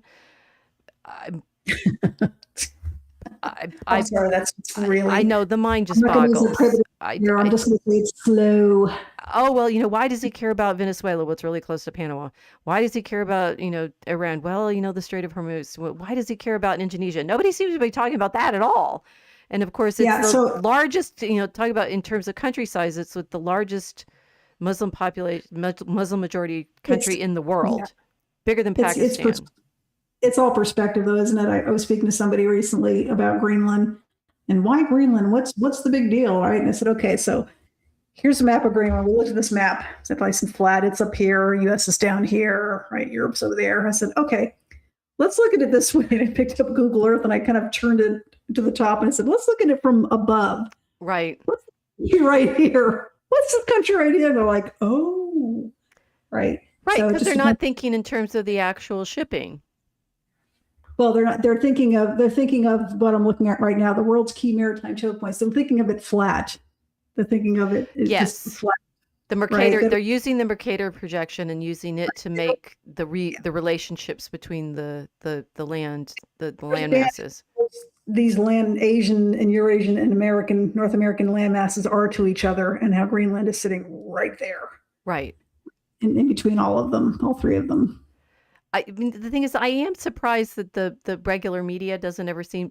This is the regular media's habit is, if you're talking about a place, you put its post-Westphalian border blob on the map on the screen and say, now we're talking about this blob. Well, because they're trying to whip up hysteria. They're trying to make it personal, and the way to do that is to talk about people and borders and culture, and these are real, and they're going to be invaded, and they're being talked about like there's just this river. Pawns on a bowling ball map, yes, or something. Yes. But they're not looking for a deeper understanding of why it's even an issue. Well, I mean, it's funny because so the now everybody has access to these shipping. I don't know exactly how to read the ship map because I don't know what the colors mean. The internet provides, but it doesn't always explain. But this, this is like the shipping map that I found 5 years ago when I was trying to show the maritime empires of today. The United States has to be a maritime empire because, I mean, somehow we managed to get control of a good part of the middle of the North American continent. But it's basically its own island in relationship to Eurasia, which is the main island. Mackinder was right in those terms, right? That there's one big island on the world, and it's Eurasia, and the rest of us. I mean, Africa is pretty enormous. It's interesting how difficult that is to include in the story. But North and South America are little islands in comparison with the major population of the other hemisphere. So everything that we do is going to be by sea, with not just China, but everywhere else. I mean, the ocean between South America and Africa is the thickest part of this map. 17, the world shipping map. Yes, look at that. That's very dense. Yeah, it's very dense. So Africa does matter very much. Its ports are very active. Right. Well, and there's other elements of like what feels close to each other because of the shipping. That Portugal ends up in control of Brazil is partly because of the currents and like the way the wind blows. So to get they're interested in going around Africa because they know the markets are there in India and China in the 16th century, 15th, 16th century, but the winds blow them further west and they end up finding Brazil. And then that's just it works as a shipping route because you can go out from Portugal, swing out into the Atlantic Ocean and then catch the winds that are taking you down under Africa from that direction. So the colonial relationships between the places are also obviously because that's where they ended up getting most easily, like Mexico to the Philippines. Well, yeah, you can see where they're following the currents too. Right. They're going around the continents. And then there's this, and I forget what it does have a name. There's this big empty spot in the middle of the North Atlantic where all the ships go around it. The Sargasso Sea. Yeah, that's it. It's the Sargasso Sea, and you can't go through it. It's right. You have to go around it because it's still. Yes. This is the inspiration for the albatross, right? Which brings us to your friend Greenland's. You can recommend to her a book called The Edge of the World by Michael Pye, which is about the North Sea, and it's very interesting because it's telling the story not of England or the Low Countries like England or Belgium but the community that forms by way of the shipping that happens across the North Sea. And of course, the reason that, World War I happens is in part because the Germans, he's the cousin of the English king at the time, right? He wants his own port on the North Sea. And England doesn't want him to have his own port on the North Sea. And so, England goes, now I've forgotten who the king is of Germany. Kaiser Wilhelm? I think so. Yeah. Yeah. Is that right? Not allowed to play. Not allowed to have, because that would interfere with by that point the British control of the shipping around there. But that if you don't want a piece of it, we want all of it. Yeah. So it's again, we all human beings live on the land and we fight wars on the land, but the control even of the land wars are often about control of the ports, mostly about control of the ports. And even something like World War I, and most of I didn't find a good map for this, but most of the exchanges that Britain and Russia have are around the Crimea, as they are at the moment. I mean, Kiev and Crimea, because of the sea. Right. The British want to make sure that the Russians don't get access to the Black Sea. So all of the wars were because Britain wanted to have like all the toys and not share even with its own cousins. Two of them, Tsar Nicholas and Kaiser Wilhelm. They didn't want to share the sea with anybody. It's bizarre that they looked like identical triplets too. It is really bizarre. I find it hard to imagine people haven't seen this picture, but look it up. It's really shocking. Well, there's the one of the 9 kings, and most of them are related. They're there for a funeral together. Yeah. Yes. Right. Oh, yes, and there's one of the 3 of them, the cousins. They're all children. They're all grandchildren of Victoria, and they're identical. Yes, they truly are identical. Yes.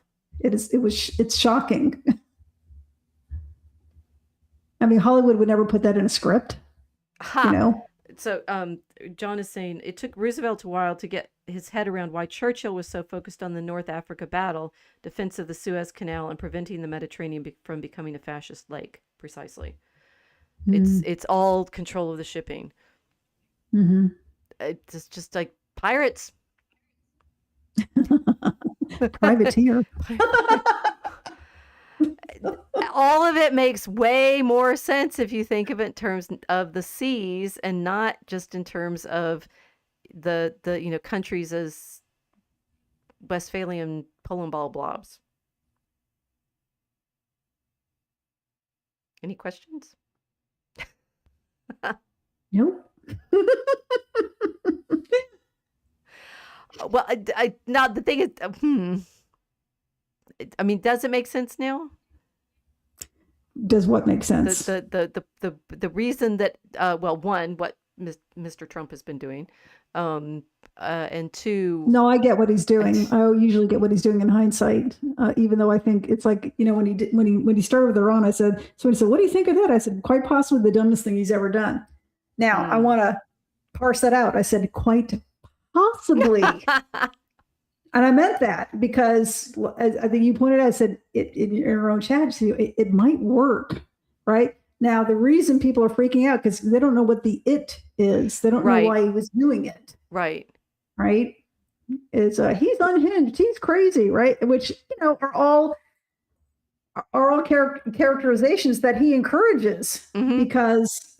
Oh, yes, he does encourage it. Because it works in his favor. Right. If you think he's really crazy, and he's the president of the United States, you might listen. So yeah, he's going to encourage that. So the people repeating this are just they're helping him. They're helping him. They are acting according to the role they were assigned, and they didn't even know they were assigned it, but they're acting it out beautifully. Well, sometimes I don't know whether they do know. Right. And it's like, okay, so you have to play the chorus who's really upset about it. And some of them clearly are in on it. Yeah. That'll convince everyone that in fact, we don't even believe he's not, he's so crazy. He wouldn't do such and such, and it'll just help. Yeah. So yeah, I have my suspicions. Yeah. half the world thinks we're being run by the Joker. Right. And the people in the know are like, damn straight. You better watch out. Careful. Some people in the government might be encouraging that just a little bit. Maybe we're not in on it. We know nothing, except watch the Waterways. So I mean, there's murmurings about Turkey, right? Oh. Remember, Turkey controls the passage from the Mediterranean to the Black Sea. Not solely, do they? Well, Istanbul. That's why it was there. I mean, Constantinople controls the. I mean, there. Okay, yeah. Yeah. The Bosphorus. That's why Wait just a second. I'm suddenly too tired. It's a lot to keep track of. Places. I know. That. Yes.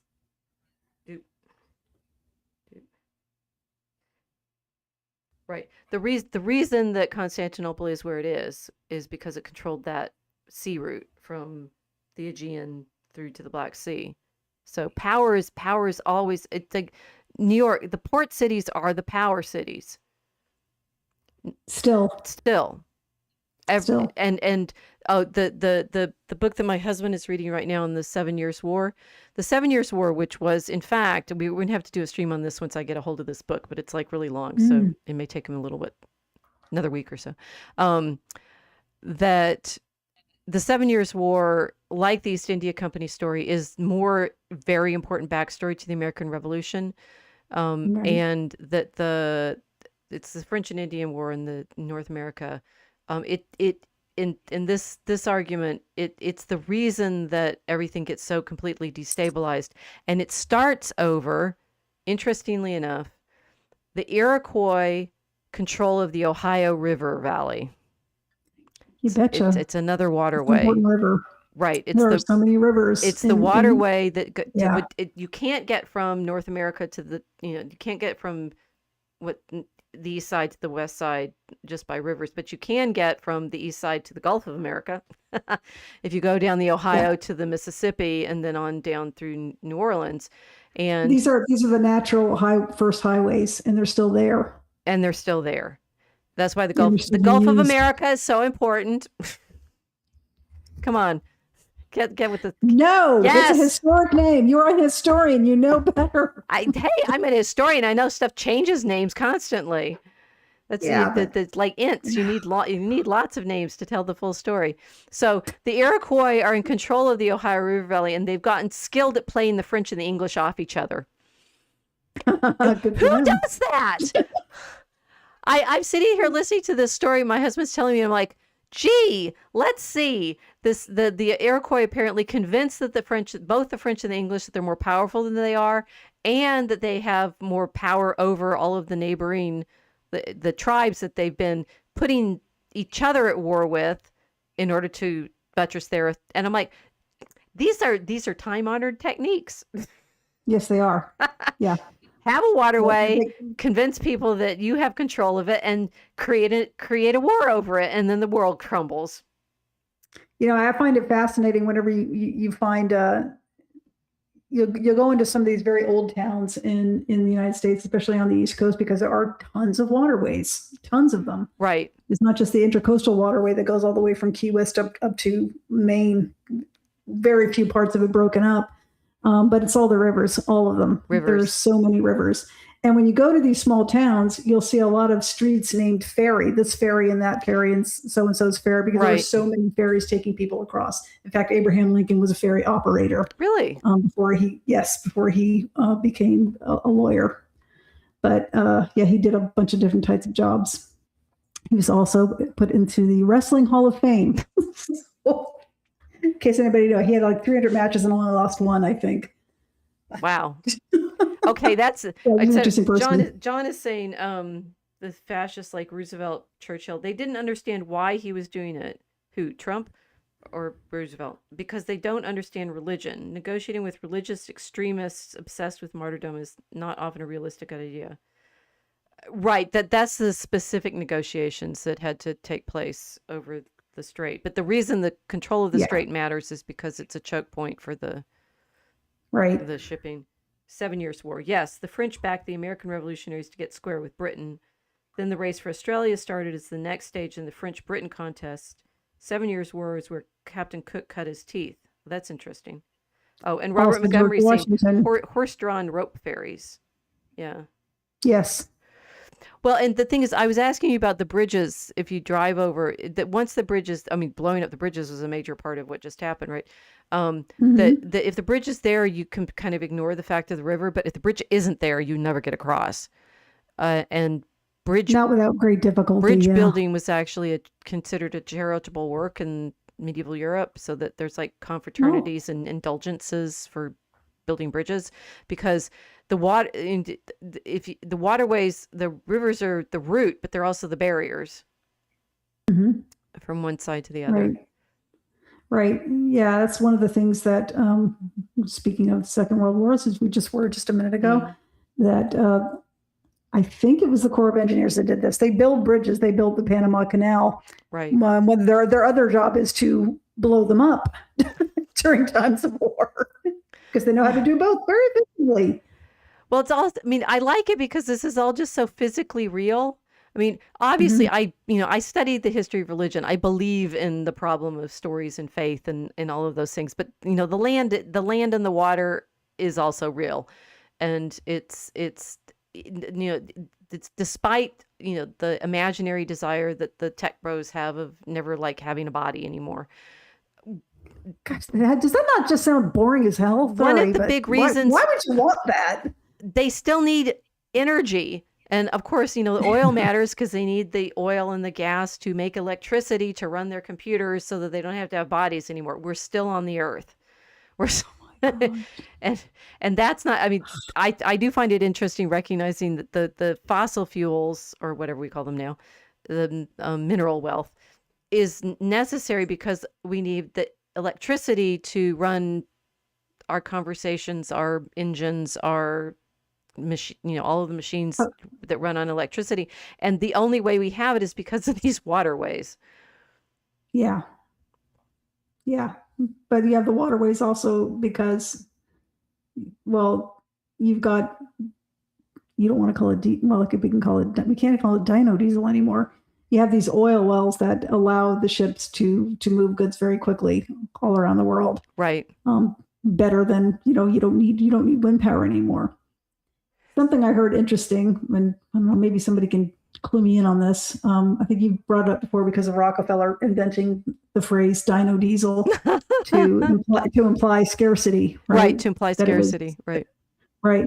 So these oil wells, another reason, not only because people were losing money, but the other reason that Hormuz needed to open up very quickly is because the Iranian oil wells were being bombed. And if you stop pumping them, they stop producing. Right. Why is that? Are you asking me or?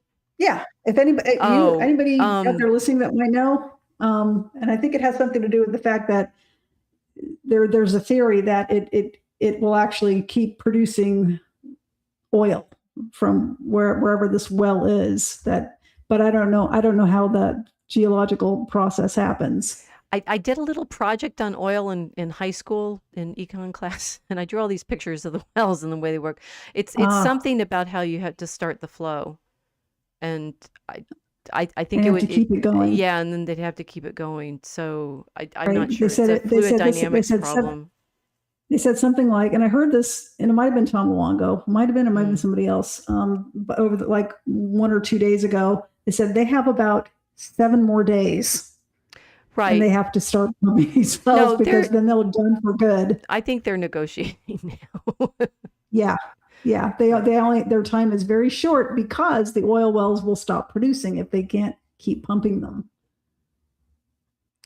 So Robert Montgomery is speaking in close phrases. Not really. In fact, the fracking allowed the doubling of all the U.S. wells. Right. So, I mean, we don't need it. The world needs the oil, and mainly, it does seem China is the major consumer of the Iranian oil, which is why the Straits of Malacca are so important, because that's where it goes. And it goes Britain, because from the Strait of Hormuz through the Strait of Malacca, and we just made a deal with Indonesia.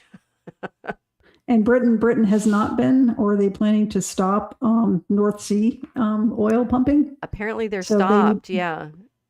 So they needed it too, because they decided, well, that's actually they buy that. They buy their no. I was just listening to another one. They get their they still North Sea oil, but it's not theirs. It's Norway's. Yeah, Norway has never stopped pumping it. Right, and so Britain buys it from Norway and then pretends that they didn't. They get their net zero. They've got clean Norwegian oil, not that dirty, that British, the North Sea oil from their side is fine. It's so slow. It's so slow. Anyway, well, okay. So we hope everyone, you've enjoyed our history lesson and our geography lesson, and you will now see that if you want to connect the dots, you need to look at the whole map, and you need to look at the waterways. Right. And it's all it's pirates all the way down. It's like, who gets to control the choke points and the currents, and that's the basis of most of history, is controlling the waterways. It's true. Mm-hmm. If you add in control the waterways, then all sorts of things make sense that otherwise simply were baffling. So, okay. Okay. I don't know. They're not asking many questions tonight. Maybe we convinced the guys, and they're all happy. All right. So please buy our book, because we have now persuaded you that we're actually writing current events. We are. At the mythological level of why it is that we get, the entangled with the dragon by trying to control these cities, because it's where the spice flows. But that it was actually, Draco Chemicus was all originally inspired by this meditation on the spice through Afghanistan, but we set our city, we didn't set it in the mountains in the desert. We set it on a port with this allure of the merchants flowing through the city and being able to control the markets. And so we've been meditating a lot on these shipping lanes and the problem of control of the seas as the setting for our story. We hope that makes us sound wise and able to predict things and smarter than your average podcaster. Okay, good night, everyone. Thanks. Well, half of us are. Hey, with two of us together, we've definitely got to be smarter than your average podcaster because there's more than one of us. Anyway, good night, everyone. Thanks for joining us.